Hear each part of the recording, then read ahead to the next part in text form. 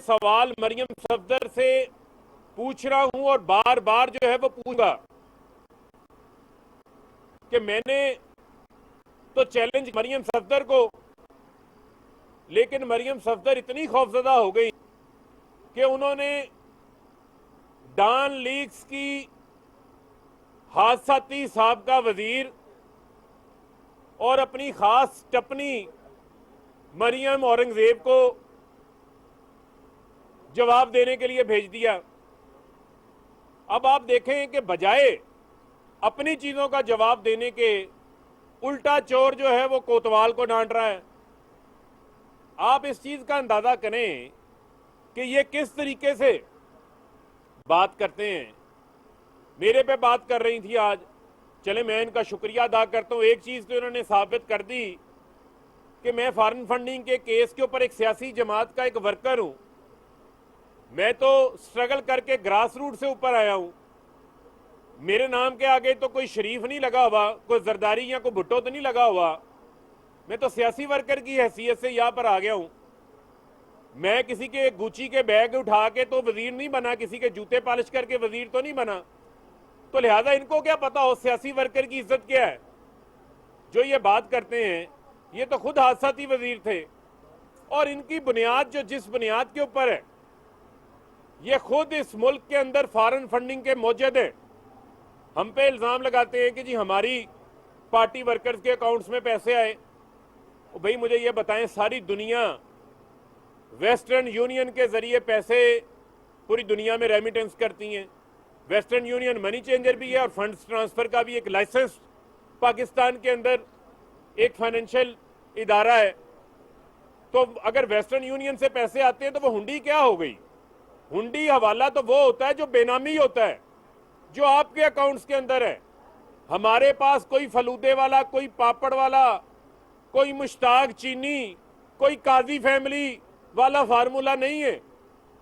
हमें तो जो है वो ओवरसीज पाकिस्तानी जो इस मुल्क से बाहर बड़ी तादाद के अंदर मौजूद हैं, उन्होंने हमारी तहरीक को जो है वो फंड किया नया पाकिस्तान बनाने के लिए।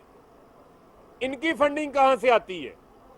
ये हमें जो ताना देते हैं इसराइल का और भारत का, वो तो मरियम सफदर का झूठ पकड़ा गया, जो हमेशा झूठ बोलती हैं, जिनकी लंदन में क्या, जिनकी तो पाकिस्तान के अंदर कोई प्रॉपर्टी नहीं थी, जिन्होंने सुप्रीम कोर्ट के अंदर जाली ट्रस्ट डीड जमा करवाई, जिनकी कैलबरी फॉन्ट पकड़ा गया, जिस मरियम सफदर ने हमेशा सवाए झूठ बोलने के अलावा कोई काम ही नहीं किया, जिनका कल ताजा झूठ बोला गया, जो कह रही हैं हमसे राब्ते हो रहे हैं, उधर से तरदीद आ गई कि हमारा कोई राब्ता नहीं है, अब खामोशी छाई हुई है, जिसका 1 साल ट्विटर बंद रहता है, वो झूठों की पनामा रानी है।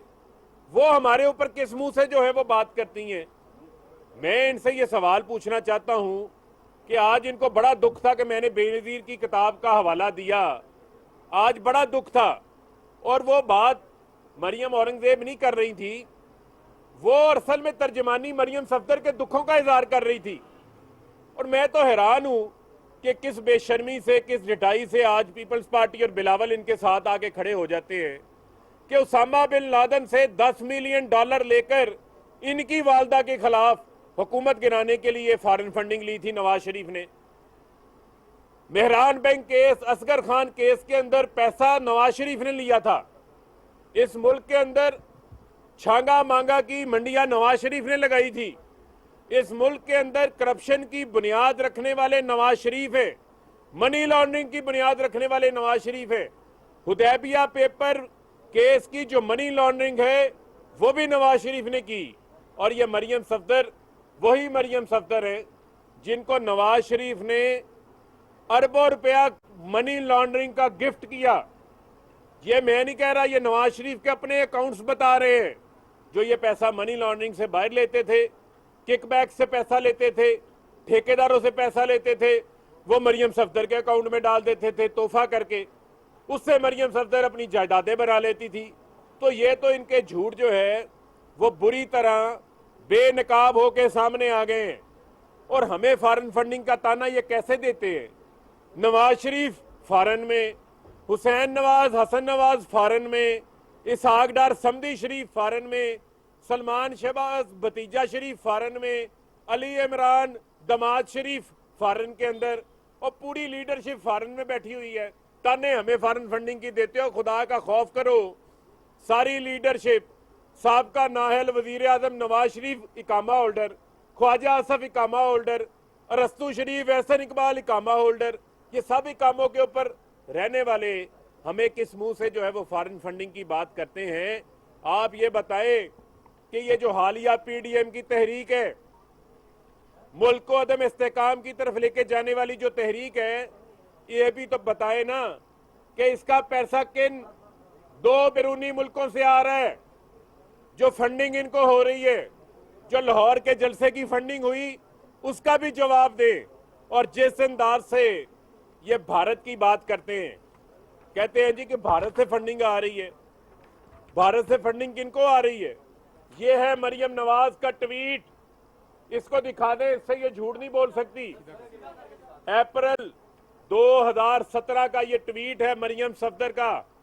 इनको बहुत शौक है ना ट्वीट करने का, ये ट्वीट सबूत है जिसमें ये कह रही हैं कि जंदाल जो है, फखरिया बता रही हैं, बड़ी फखरिया पेशकश कर रही हैं कि जंदाल जो है वो इनका फैमिली फ्रेंड है, इनका जाती दोस्त है।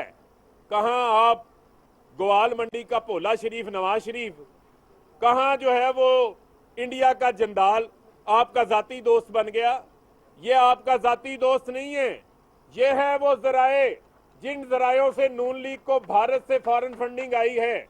ये है वो एटीएम्स जो बगैर वीजों से जंदाल नोटों के, डॉलरों के बैग भर के पाकिस्तान को कमजोर करने के लिए, पाकिस्तान के इदारों को कमजोर करने के लिए मरी के घरों में आके इनको डॉलरों से बड़े बैग देता था। ये वो जंदाल है।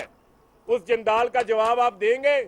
ये आपकी ट्वीटें बता रही हैं कि आपने माना हुआ है कि जंदाल से आपकी क्या दोस्ती है, क्या आपके ताल्लुकात हैं। हमें आप कहते हैं सकूते कश्मीर का ताना देते हैं। उफा डिक्लेरेशन पे नवाज शरीफ जाते हैं, उस वक्त सकूते कश्मीर नहीं होता जब उफा डिक्लेरेशन में से कश्मीर का नाम निकाल देते हैं। मोदी की हलफबरदारी में, मरियम के अंकल मोदी की हलफबरदारी के अंदर ये जाते हैं और जाकर हुर्रियत रहनुमाओं से नहीं मिलते, बल्कि भारतीय अदाकारों को मिलना पसंद करते हैं। क्या उस वक्त सकूते कश्मीर नहीं होता? भारत हमला खुद करवाता है अपने ऊपर, ये एफआईआर गुजरांवाला में दर्ज कर लेते हैं। क्या उस वक्त सकूते कश्मीर नहीं होता? जब भारतीय दहशतगर्द, भारतीय एजेंट कलभूषण यादव पकड़ा जाता है, उस वक्त जबानों को ताले लग जाते हैं। क्या उस वक्त सकूते कश्मीर नहीं होता? ये किस मुंह से हमारे ऊपर भारत और इसराइल की बात करते हैं? इसराइल को तस्लीम करने के लिए तो आपने खुद 98 में सैयद अजमल कादरी अपने वफाकी वजीर मजहबी अमूर को भेजा था इसराइल तस्लीम करने के लिए। तो ये बातें ना करें, ये ताने ना दें, बल्कि ये बताएं कि 4 साल से, पिछले 4 साल से इनका स्क्रूटनी कमेटी के बाहर केस चल रहा है। ये स्क्रूटनी कमेटी में अपने जराए बताने को तैयार नहीं है। आप ये देखें कि 1 अरब 30 करोड़ रुपए की वारदात, ये बड़ी अहम बात बता रहा हूं, 1 अरब 30 करोड़ रुपए की वारदात इन्होंने 2013 में मीडिया के नाम पे डाली है। और ये जराए नहीं बताए कि ये 1 अरब 30 करोड़ रुपया कहां से आया। ये वही 1 अरब 30 करोड़ है जो जंदाल इनको देकर गया। ये कहते हमने मीडिया को बांटा, किस मीडिया उसको दिया, कौन सी इलेक्शन कैंपेन में दिया, उसकी तफसीलात नहीं ये बता रहे।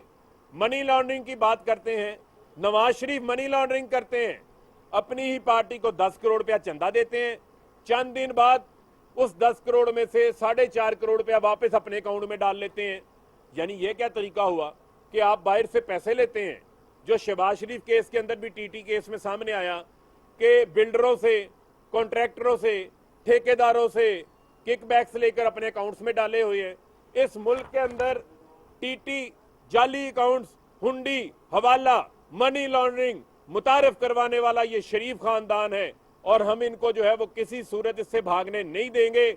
आज भी मैं मरियम सफदर को ये चैलेंज करने आया हूं कि मरियम सफदर इस बेनजीर की किताब के अंदर उसामा बिन लादेन के $10 मिलियन के इंकशाफात का जवाब दे। आपको जवाब देना पड़ेगा, आपको भागने नहीं देंगे। आप मरियम औरंगजेब के जरिए अपना दफा नहीं कर सकती। आपको खुद आना पड़ेगा, आकर इन चीजों का जो है वो जवाब देना पड़ेगा। हम आपको किसी सूरत भागने नहीं देंगे। जी